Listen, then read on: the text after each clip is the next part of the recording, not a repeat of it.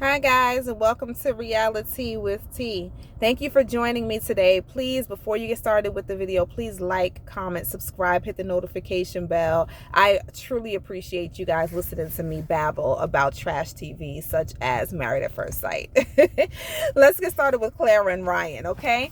This is simple and to the point. We know there are issues, you know what I mean? Again, we see Dr. Pepper talk to Ryan this episode.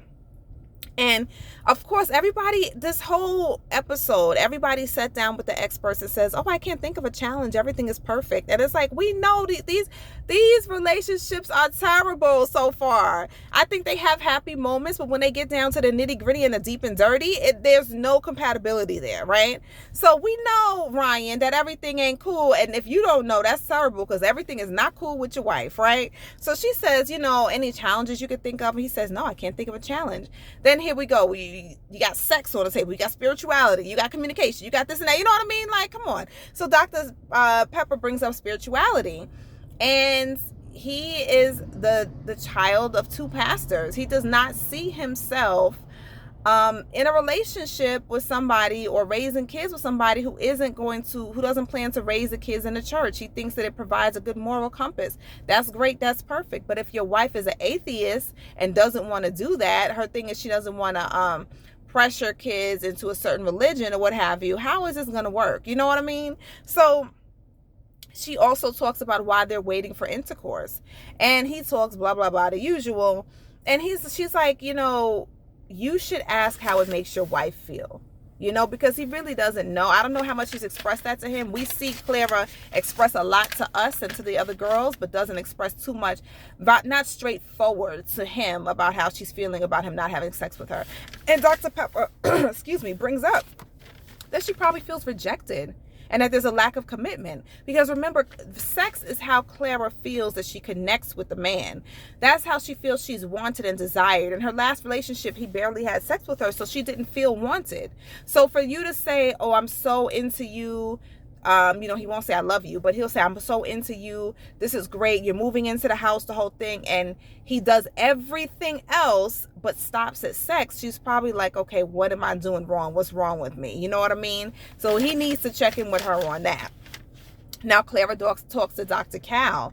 And again, how you guys doing? Oh, we're connecting so well. Dr. Cal says if it's a 10, out of 10, what would you rank it? 10 out of 10? How? When you're so completely unhappy. Okay. Either way, she says 10 out of 10. I'm like, all right, girl, come on. Listen, y'all better use the experts. They don't come in too often. While they're there, you better get it all on the table and use them for what they have, okay? So she talks about the I love you statement, and she tells Dr.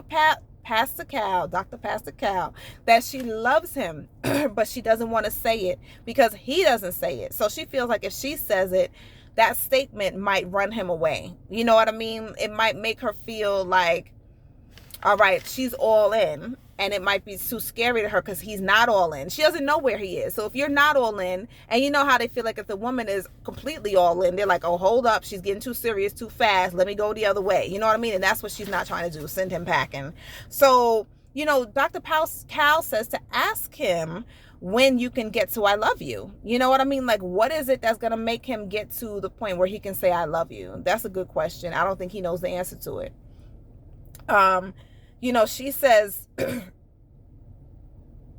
she talks about the sex, and she says, he's used to this though, because he has dated women in the past for months and sometimes years, and there was no sex. Now that's a question.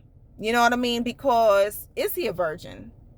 Who is he with? Like, why? What are you doing? Why? What's the point of that?